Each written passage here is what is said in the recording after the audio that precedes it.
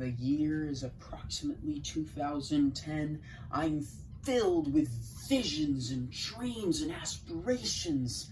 I'm being poured in with knowledge from the internet, from YouTube, from teachers, coaches, and mentors. And I am loving every second of it. I haven't yet learned how to drive. That is something I'm learning how to do. I'm dreaming about that. I'm learning about things, and I'm not even thinking about college. I'm just enjoying high school for what it was. And then I saw a video on the internet, and suddenly I had a vision I couldn't get out of my head. Have you ever watched a video on YouTube or wherever you watch your videos? Have you ever seen one and you see it and it's a Lego creation and you go, oh, that's amazing, I gotta have one? Well, that's what I did. And the realization maybe a year later, after I had done a ton of research, was I can't do this. I don't have the money, don't have the time, I don't even have the space to do it. Space. Yeah, that's something that I still don't quite have enough of, but I'm looking to, I don't know, maybe either rent another room or move to a bigger space. We'll see. That's another day's problem. But for now, I can tackle the smaller problems for this project and find the solutions and continue doing research. I did continue doing research for a good 10 to 15 years. I can't remember now how long it's been. I think it has been since 2010. And I realized I could do this. I can start this now, and I can get it ready for when I do have space, I do have time, and that is to build a Lego Zeppelin that flies. Now, for those that don't know the difference between a blimp and a Zeppelin, a blimp is simply well, it's really not this simple, but it is. A blimp is a balloon filled with a gas that is lighter than air and floats. A Zeppelin is an aluminum girdered structure that's huge and has, well, they're both huge, but a Zeppelin has a structure, an internal structure that is then wrapped in a skin, or what they call an envelope, and then inside of that are bags of helium or hydrogen.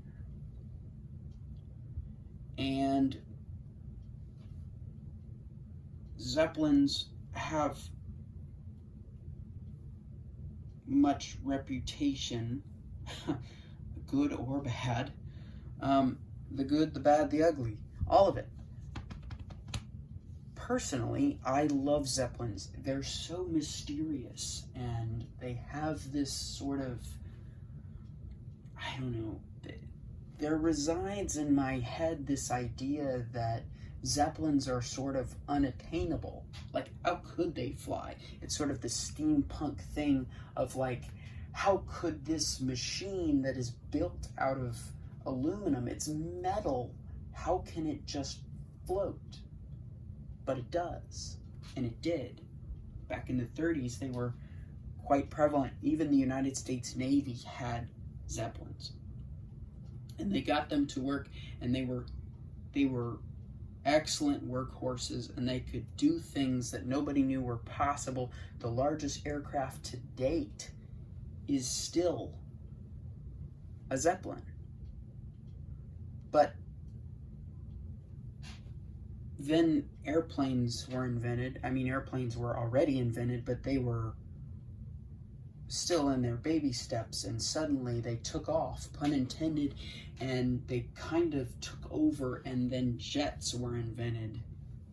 And suddenly there was so much more potential for airplanes, and the Zeppelins sort of died off. Well, again, there's this mystery to it. I love Zeppelins. They just look so cool. This segmented, I have a Lego Zeppelin here. It is a 2-piece Zeppelin from a Johnny Thunder set. And it's the only portion of that set I have. It's the most important part. But I don't know. There's just something about that segmented look that I really, really like. And so I thought I should build one that flies. Whoa, whoa, whoa, whoa, whoa. Hold on now. Gears, you want to build a structure out of Lego that flies. Good luck. Well, here we are, and I'm doing it. Will it work? I have no idea. I'm not gonna try to foretell the future. I couldn't possibly do that. Not rightly, anyway. Certainly not precisely or accurately, but do I hope it works? Well, yeah. Am I gonna work towards that? Yeah. So, am I excited? Can't you tell? So what do we have here? Well, these are actually NXT units. Don't believe me? Button pads and another one that goes here, somewhere around there, you know, something like that. I don't know, it fits down in there. And yeah, seriously, that's all there is to them. We're missing the screens. That's fine. They were dead anyway, damaged. And so the idea here is to use the electronics that you see here to make a Zeppelin fly. I've stripped down everything, including the buttons. I've pulled everything out that isn't needed. This circuit board might not even be needed, but I haven't determined that quite yet. So we'll leave it there for now.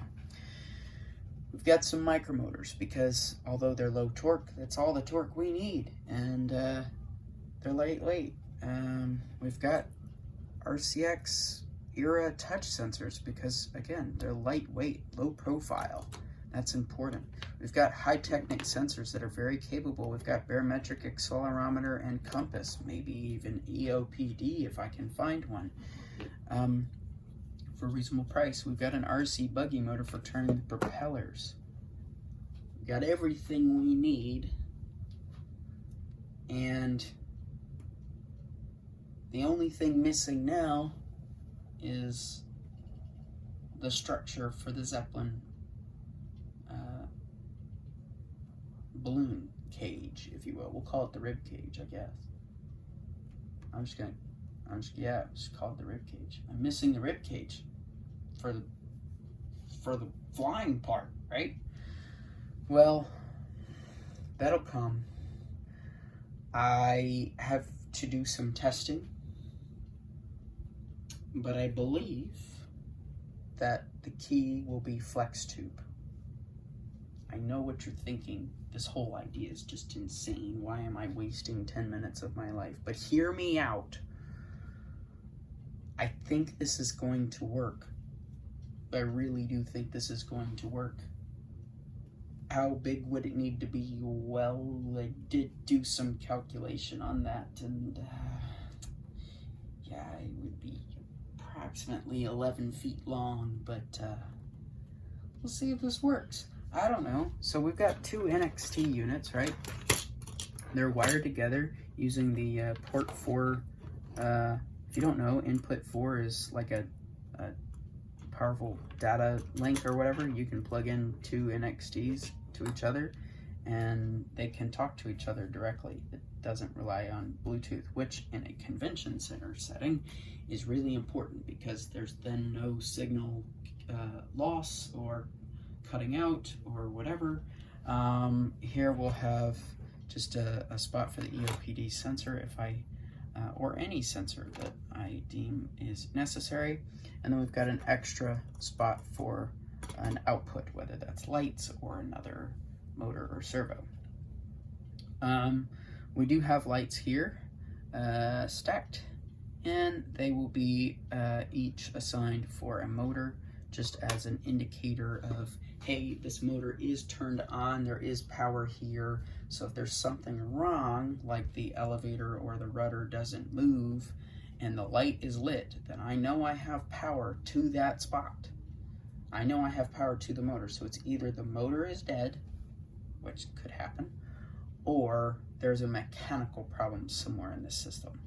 So, but yeah, the key to all of this and its success is flex tube. I think that is going to be the thing that I use.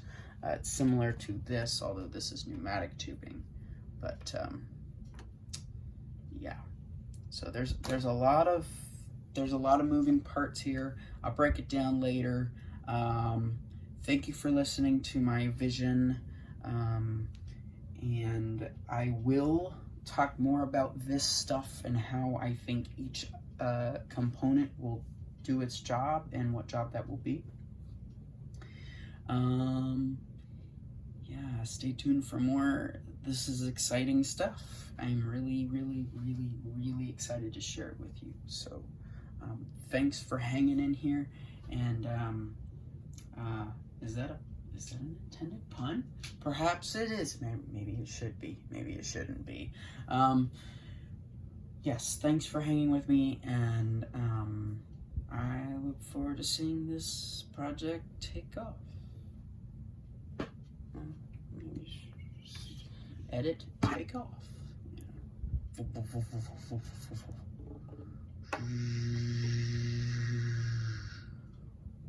Okay, I'm done playing. I'll never be done playing.